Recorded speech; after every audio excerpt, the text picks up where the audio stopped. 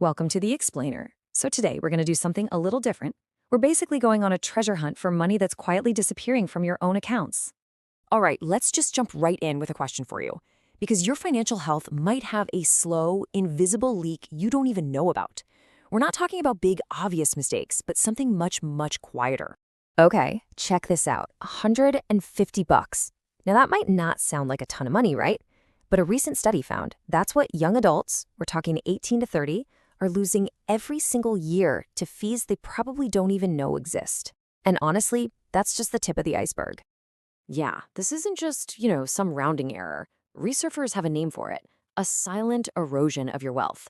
Think about it. These are tiny, often totally hidden fees happening on services you use every day, just quietly siphoning your money away. So what's really wild when you look at these numbers is just how fast these fees are climbing. I mean, look at that wire transfer fee, an 8% jump in 1 year. And while you might feel that big overdraft fee as a one-time punch, it's that sneaky monthly maintenance fee that's just a constant drain, month after month. It all adds up.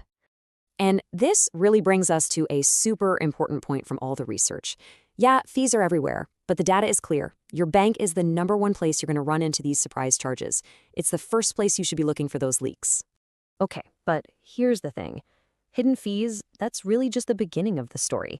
Let's pull back and look at the real money traps. These aren't just about a few bucks here and there. These are the habits that can literally drain thousands from you. So financial expert Ramit Sethi points out a few of these huge pitfalls. Take high-interest credit card debt. I mean, with an APR like that, you're literally fighting a losing battle. It becomes mathematically impossible to build wealth because the interest is growing way faster than any investment could. And that 1% investment fee? It sounds so innocent, right? But over your lifetime, that little 1% could devour a quarter of your entire retirement fund. It's crazy. Or what about the trap of buying way more house than you can afford? It's not just the mortgage, right? Listen to what this new homeowner, Jonathan, said. It's this constant psychological weight. You're always worried about what could go wrong, a leak, a storm. That stress becomes a part of your everyday life, and that's a cost you can't put a price on. So the big question is, why? Why do we keep falling for these traps? And the answer is pretty fascinating. It's not that we're just bad with money. It's that our brains are literally hardwired with certain biases that trip us up. First up, you've got overconfidence bias. You know that little voice in your head that whispers, "Oh yeah, I got this. I can totally beat the market." That's it. And what the research shows is that this bias makes people trade way too often or take on insane risks, all because we think we know more than we actually do. And then there's self-control bias, and oh man, this is one we all struggle with. It's that classic tug of war, right? The buy this awesome thing now versus the save for future you. It's exactly why sticking to a savings plan can feel impossible when there's always something new and shiny to buy today. But here's what the research says is maybe the most powerful factor of all. It's something called financial self-efficacy. Now, this is totally different from being overconfident. This isn't about what you know. It's about your core belief that you can do it. It's the confidence that you can manage your money and actually win. That belief, that's the engine that turns knowledge into real action.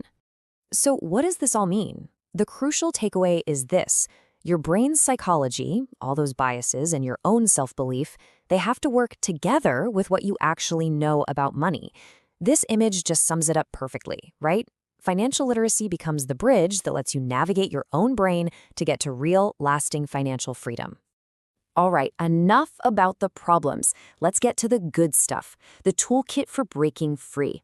And let me be clear, this is not about some miserable, restrictive budget. This is about designing a system that finally works for you, not against you. So, first things first, forget everything you know about traditional budgeting. A conscious spending plan is all about being intentional. You just split your money into 4 main buckets. The biggest slice, naturally, covers your non-negotiables like rent and bills. But right away, you carve out money for investments and savings. And the best part, whatever's left over, and we're talking a solid 20 to 35%, is all yours to spend on whatever you want. No guilt at all. And the secret sauce that makes this whole thing work? Automation. As you can see here, the goal is to take willpower completely out of the equation. You set the system up one time, split your paycheck automatically, set your bills to autopay, schedule your investments, and then you just let it run. Your good financial habits just happen. No daily discipline needed. And when you do this, it lets you completely shift your focus.